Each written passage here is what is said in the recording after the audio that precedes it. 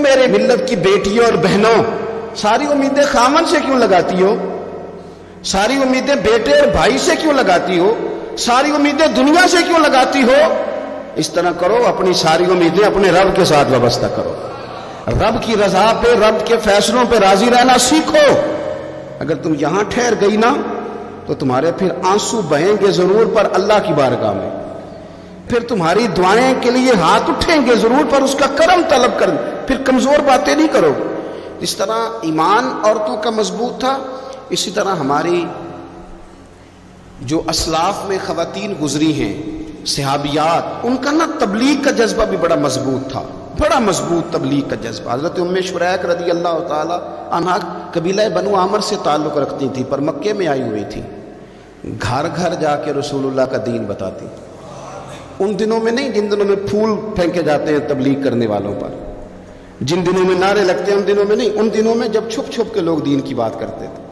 حضرت زید بن ارقم رضی اللہ تعالیٰ عنہ کے گھر میں لوگ بیٹھ کے دین سیکھتے تھے۔ یہ خاتون، مجھے آج کہہ لینے دیں یار، مجھے کہہ لینے دیں، ووٹوں کی ضرورت ہو تو عورتیں گھر گھر چلی جاتی ہیں، ایک سیٹ کی ضرورت ہو تو بیویوں کو گھر گھر بھیج لیا جاتا ہے۔ یہ دیکھو، یہ ایمان ہے رسول اللہ صلی اللہ علیہ وسلم پر صحابیات کا، یہ کمال ہے کہ گھر گھر وہ بھی گئی ہیں پر ووٹ کے لیے نہیں، رسول اللہ کے دین کے لیے، رسول اللہ کے دین کے لیے گھر گھر حضرت ام شریک جاتی، جا کے نا، اور وہ طریقہ تھا نا، عورتوں کو قائل کرتی، بڑے کٹھن حالات تھے اسلام پر، اعلانیہ کوئی بات نہیں کر سکتا تھا۔ حضرت ام شریک کہتی ہے میں عورتوں کو بلاتی، کہتی میری بات سنو، جب وہ قریب آتی تو میں نے نبی پاک کا دین بتاتی، سائیڈ پہ کر کے کونے میں نہ تھوڑا تھوڑا، او یار آپ ذرا اس کا لطف تو لیں، اس کا ذائقہ تو دیکھیں۔ حضرت ام شریک کہتی ہے میں گھر گھر جاتی بتاتی، تو کافروں کو پتہ چل گیا کہ یہ تبلیغ کرتی ہے، انہوں نے مجھے بلایا، کہنے لگے تیرے برادری اور قبیلے کا مسئلہ نہ ہوتا تو ہم تجھے قتل کر دیتے، اب ہم تجھے واپس بھیجتے ہیں۔ چند مردوں کو میرے ساتھ کیا، مجھے گھوڑے اور اونٹ کی ننگی پشت پر باندھ لیا۔ ننگی پشت پر لمبا سفر کرنا مشکل ہوتا ہے، پسینہ آئے، بڑی تکلیف ہوتی ہے گھوڑے پر بیٹھ، اب وہ کوئی کجاوا نہیں، کوئی چیز نہیں، اسی طرح باندھ کے لے گئے۔ اور فرماتی ہیں کہ 3 دن اور 3 راتوں کا وہ سفر تھا، رستے میں وہ خود چھاؤں میں بیٹھتے اور مجھے باندھ کے دھوپ میں ڈال دیتے۔ 3 دن میں نے زمین پر چلنے والی کسی چیز کی آواز نہیں سنی، لیکن وہ جب نبی پاک کے دین کی بات پوچھتے تو میرا کلیجہ خوشی کے ساتھ ٹھنڈا ہو جاتا، آنکھیں کھل جاتی اور میں کہتی کیا بات ہے میرے نبی پاک کے دین کی۔ اس کیفیت میں بھی وہ تبلیغ کی لذت اپنی جگہ موجود۔ حضرت ام شریک رضی اللہ تعالیٰ عنہ فرماتی ہے کہ جگہ انہوں نے مجھے لٹا دیا باندھ کر، پیاس بڑی شدید تھی، پانی پینے کو دیتے نہیں تھے، روٹی کھانے کو، ایک عورت کی بات کر رہا ہوں، یہ خاتون کی بات کر رہا ہوں۔ آج کل تو ہمارے بچے شام کو سالن ٹھیک نہ پکا ہو تو موبائل توڑ دیتے ہیں، یہ قوم نہیں میدانوں میں جا سکتی، جہاد نہیں کر سکتی۔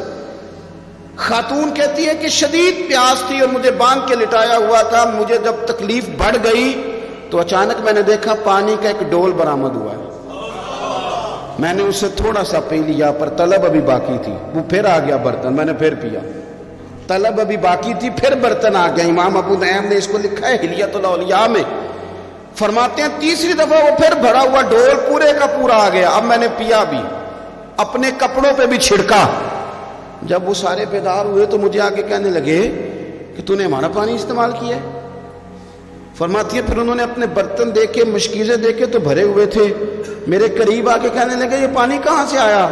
تو میں نے کہا تم ابھی میرا عقیدہ نہیں سمجھے، یہ میرے رب نے مجھے دیا ہے، میرے رب نے مجھے دیا۔ فرماتی ہے مجھے باندھ کے لے جا رہے تھے پر جب میری بات سنی نا تو بول کے کہنے لگے ہمیں سمجھ آ گئی ہے تیرا دین ہمارے دین سے بہتر ہے، تیرا عقیدہ ہمارے عقیدے سے بہتر ہے۔ اور ایک روایت میں یوں بھی ہے کہ وہ باندھ کے لے جا رہے تھے پر یہ کمال دیکھا تو کلمہ پڑھ کے مدینے والے کے غلام بن گئے۔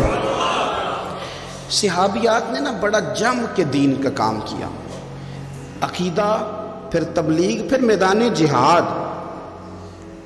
عورتیں جہاد میں جایا کرتی تھیں، وہ زخمیوں کو پانی پلاتی تھی، مرہم پٹی کرتی تھی، پہلے اپنے جسم کے ساتھ بڑی بڑی پٹیاں لپیٹ کے لے جاتی، جہاں کسی زخمی کو ضرورت ہوتی وہ پٹیاں کرتی، اور اعصابی طور پر مضبوط رہ کے میدان کے اندر جہاد وہ بندہ کرتا ہے جو یقین کامل کی دولت جسے نصیب ہو، جسے پتا ہو کہ یہ میں مروں گا تو میرا مرنا رہے گا نہیں، اللہ مجھے شہادت کا درجہ عطا فرمائے گا۔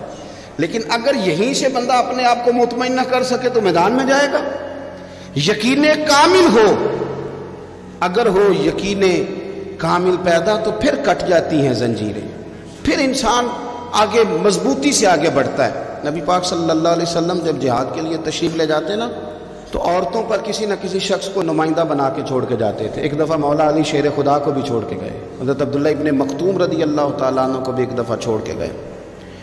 ایک موقع پر نا حضور نے عورتوں کو ایک جگہ پہ چھوڑا پیچھے، تو وہ قلعہ تھا حضرت حسان بن ثابت رضی اللہ تعالیٰ عنہ، بڑا مضبوط قلعہ تھا۔ اس قلعے کے اندر خواتین ساری محفوظ کر کے ان کو وہاں بٹھا دیا گیا، حضور جہاد کے لیے چلے گئے۔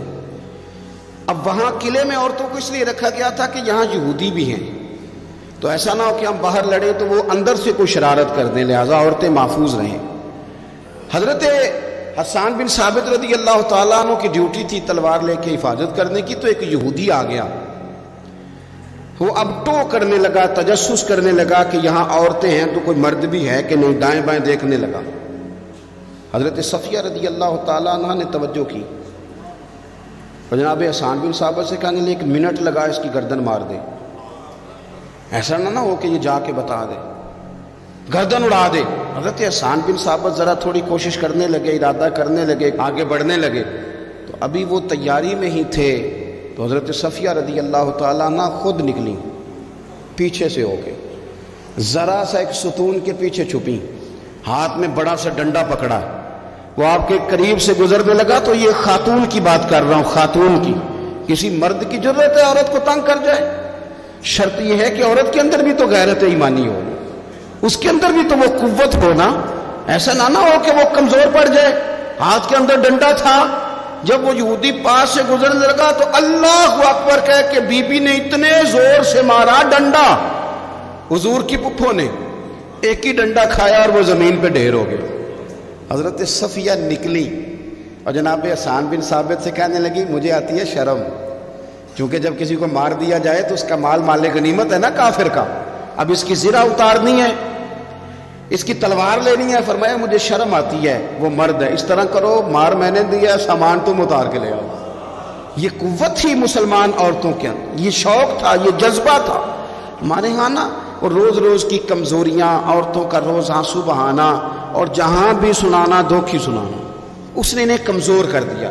آپ کے ذہن پہ چیزیں سوار ہو جاتی ہیں نا، تو یہ جو مرد زیادہ رہتے ہیں نا عورتوں کے ساتھ، زیادہ وقت گزارتے ہیں، زیادہ داستانیں سنتے ہیں، ان میں وہ ساری چیزیں پیدا ہو جاتی ہیں۔ آپ نے ناراض نہیں ہونا، میں دعوے سے کہتا ہوں کہ جو جوان اپنی اماں کی اور ابا کے شکوے کرنے لگ جاتا ہے نا، اس نے 1.5 گھنٹہ باتیں سنی ہیں بیوی کی، ایسے مفت میں نہیں شکوے کر رہا، اس نے ہلکا ہلکا کہیں جی بھی کیا ہے، تو تب یہ ساری کہانیوں نے جنم لیا۔ آپ جس کی صحبت میں بیٹھیں گے اس کا کچھ نہ کچھ اثر ہے، بلکہ عارف رومی تو کہتے ہیں کہ شیر کے بچے کو بکریوں میں چھوڑ دو، بکری بن جائے گا۔ شیر کے بچے کو بکریوں میں چھوڑو، وہ بکری ہے، اس لیے کہ شیروں کی صحبت بندے کو شیر بناتی ہے۔ تو جب بیٹھنا ہی نہیں